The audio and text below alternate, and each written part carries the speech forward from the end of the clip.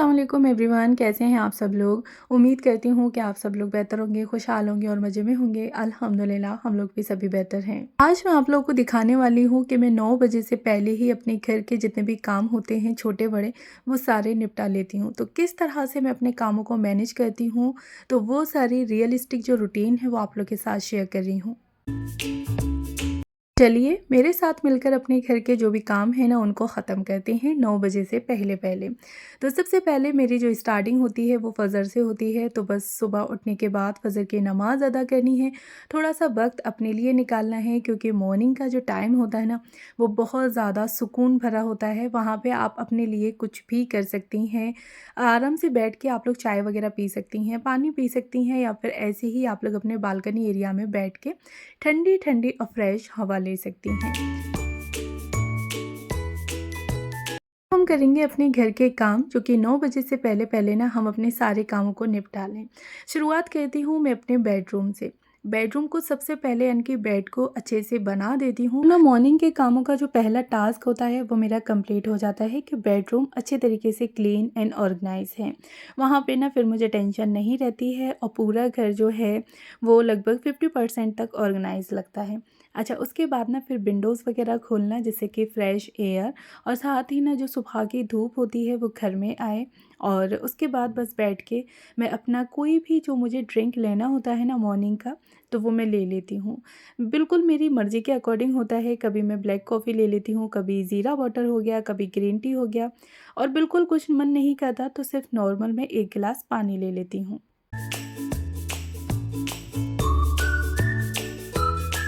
के बाद ना फिर बारी आती है कुकिंग करने की। बच्चे स्कूल जाने हैं तो मुझे उनके लिए लंच बॉक्स रेडी करना होता है, साथ ही ना मुझे ब्रेकफ़ास्ट भी बनाना होता है। तो मैं झटपट से आ जाती हूँ किचन में और रात में ना थोड़ी-सी प्लानिंग मैं पहले ही करके रख देती हूँ। तो ना सुबह जो हमारी होती है वो भागम-भाग नहीं होती बल्कि बहुत ही आराम और सुकून के साथ बीतती है। वो भी मुझे कुकिंग करनी होती है, साथ ही ना मैं लंच की भी प्रिपरेशन इसी टाइम पे ही कर देती हूँ। तो आज मुझे बनानी थी बच्चों के लिए आलू की सब्ज़ी, यानी कि बच्चों के लंच बॉक्स में रखने के लिए मुझे बनानी थी आलू की सब्ज़ी। रात में ही आलूओं को छील के कट करके पानी में डिप करके रख दिया था।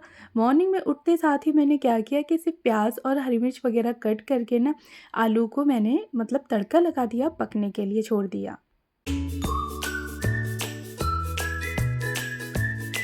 क्योंकि लंच बॉक्स के लिए ना सूखी आलू की सब्ज़ी हो जाएगी, तो बच्चों के लंच में चला जाएगा आलू की सब्ज़ी।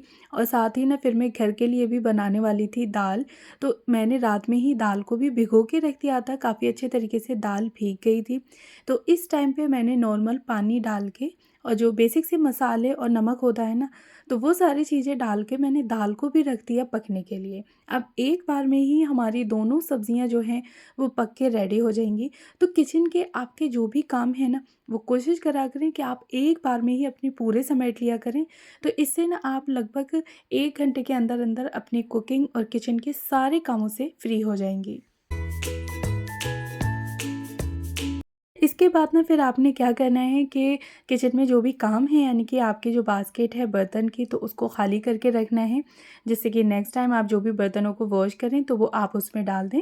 उसी टाइम पे आपको बास्केट को खाली ना करना पड़े। दिन का जो आटा होता है ना वो एक बार में ही मैं इसी टाइम पे लगा के रख देती हूँ फ्रिज में। तो जब भी रोटी या पराठे वगैरह बच्चों के लिए बनाने होते हैं ना, तो बस निकाले और बना दिए और फिर से उस आटे को फ्रिज में रख दिया, तो पूरे दिन ना आटा हमारा आराम से चल जाता है। सारे जो कुकिंग के काम थे ना वो मेरे फिनिश हो गए थे और बच्चों को भेज दिया था स्कूल के लिए। तो उसके बाद था कि चलो मैं प्लांट्स अपने देख लेती हूँ। लेकिन बाहर जाने से पहले जब मैंने विंडो में देखा ना, तो बाहर बंदर इतने सारे थे, फिर ना मेरी हिम्मत नहीं हुई बाहर जाने की, क्योंकि भाई बंदरों से डर लगता है, काट लें तो फिर और अलग से दिक्कत होगी ना। गेट से ही फिर अंदर लौट आई थी, सोचा कि चलो जो भी क्लीनिंग है पहले वो कर लेते हैं, उसके बाद ना फिर मैं चक्कर लगा लूँगी बाहर का, यानी कि प्लांट्स वगैरह अपने देख लूँगी।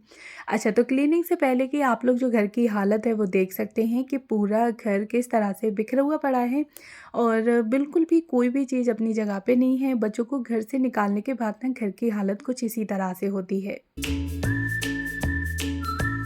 बच्चों के निकलते ही ना मेरा पहला टास्क रहता है कि मुझे घर की जो भी चीज़ें इधर-उधर पड़ी हुई हैं ना, तो उनको उठा के उन्हीं की जगह पे रखना है।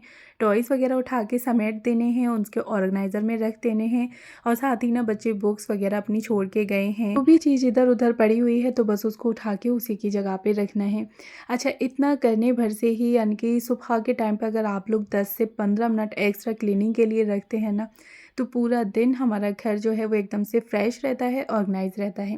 बच्चों के जाने के बाद चीज़ें सारी उथल-पुथल हो जाती हैं। अगर हम उसी में ही झाड़ू-पोंछा कर लेंगे ना, तो फिर घर हमारा इतना ऑर्गेनाइज़ या क्लीन नहीं दिखेगा, जब तक कि चीज़ें अपनी जगह पे ना पहुँचे। बस 10 से 15 मिनट मैं अपने आप को देती हूँ और जो भी चीज़ें बिखरी हुई पड़ी होती हैं उनको सेट करना, साथ ही ना फिर लिविंग रूम को भी अच्छे से ऑर्गेनाइज़ कर देती हूँ। सोफ़ा, कुशन वग़ैरह जो भी बिगड़े हुए पड़े होते हैं ना, उनको सेट कर दिया। उसके बाद बारी आती है कि अच्छे से ब्रूमिंग करनी है। उस पे ना जो भी कचरा पड़ा हुआ है तो बस वो हमें हटा देना है। अच्छा, फ़र्श पे ना अगर हम लोग ऐसे ही मॉपिंग वग़ैरह करेंगे तो फिर वो फिनिशिंग नहीं आती है। तो मॉपिंग करने से पहले एक बार अच्छे से झाड़ू लगा लेनी है, तो जो भी हल्का-फुल्का बारीक जो कचरा होता है ना, वो सारा निकल जाता है ना, हमारा पूरा घर जो है वो एकदम से फ्रेश दिखता है। बारी आती है डाइनिंग टेबल को अच्छे से क्लीन करने की। तो जो भी सामान बिखरा हुआ पड़ा है यानी कि जो भी गंदे बर्तन हैं, तो बस वो उठा के मैं रख लूँगी वॉश करने के लिए और जो भी एक्स्ट्रा सामान है ना, उसको उठा के उसी की जगह पे रख दूँगी। घर को साफ और ऑर्गेनाइज रखने के लिए आपके घर की जितनी भी फ्लैट सरफेसेस हैं ना, उन पे आप लोग बिल्कुल भी जो सामान होता है क्लटर इकट्ठा ना करें। कोशिश करें कि जो भी फ्लैट सरफेस है जैसे कि आपका डाइनिंग एरिया हो गया, आपकी सेंटर टेबल हो गई, तो उस चीज़ को ना यानी कि जो भी सामान उस पे रखा हुआ है तो वो आप लोग हाथ के हाथ उठा के अलग रख दें। इन चीज़ों को जितना हो सके उतना सिंपल और ख़ाली रखें। डाइनिंग टेबल पे ना अक्सर करके हमारे खाने-पीने के बर्तन और चीज़ें आ ही जाती हैं और अगर फिर हम उनको टाइम टू टाइम ना देखें ना, तो वहाँ पे इतना क्लटर इकट्ठा हो जाता है कि देखने में वो जगह बहुत ज़्यादा मेसी और गंदी दिखती है। तो जब हम लोग 1-2 मिनट दोनों टाइम देते रहेंगे ना, सुबह में और शाम में, तो हमारी डाइनिंग टेबल एकदम से साफ-सुथरी और ऑर्गनाइज़ बनी रहेगी। बस घर की जितनी भी आपकी फ्लैट सरफेसेस हैं ना, उनको साफ-सुथरा रखें, खाली रखें और फिर देखिएगा कि आपका घर कितना हल्का और फ्रेश फ़ील लगेगा। अच्छा जी, अब बारी आती है किचन को क्लीन करने की। मैं मॉर्निंग के टाइम पे ही कुकिंग से जब फ्री होती हूँ ना, तो उसी टाइम पे ही अपनी किचन को अच्छे से क्लीन कर देती हूँ। गैस स्टोव पे वाइप करना, काउंटर टॉप को अच्छे से क्लीन करना और साथ ही ना सामने वाली वॉल को भी क्लीन कर देना। इतना करने पर से ही हमारा जो किचन है वो एकदम से साफ-सुथरा दिखने लगता है। सिंक एरिया में जो भी गंदे बर्तन पड़े हुए हैं ना, उन्हें हाथ के हाथ वॉश करके रखना। देखने को तो किचन हमारा बहुत छोटा होता है, लेकिन किचन में मेसी यानी कि किचन हमारी जो है वो इतनी मेसी हो जाती है, इतनी गंदी हो जाती है कि हद से ज़्यादा, क्योंकि हम लोग पूरे दिन अपनी जो भी कुकिंग वगैरह है वो किचन में ही कर रहे होते हैं। तो इसलिए मेरी कोशिश रहती है कि जब भी मैं अपनी कुकिंग से फ्री हो गई हूँ, तो झटपट से अपनी किचन को वाइप कर दूँ और क्लीन कर दूँ। इससे ना हमारी किचन जो है वो एकदम से ऑर्गेनाइज़ बनी रहती है। किचन में ना जो भी बर्तन वगैरह थे ना, तो वो भी मैंने अच्छे से वॉश करके रख दिए। अच्छा, मेरी किचन में कोई भी सिंक एरिया नहीं है, तो मुझे बाहर अपने फर्श पे ही बैठ के जो भी बर्तन होते हैं ना, उनको वॉश करना पड़ता है। उसके बाद ना फिर लास्ट रहती है मॉपिंग। तो मुझे मॉपिंग करनी थी, पूरे फर्श की अच्छे से मॉपिंग कर दी।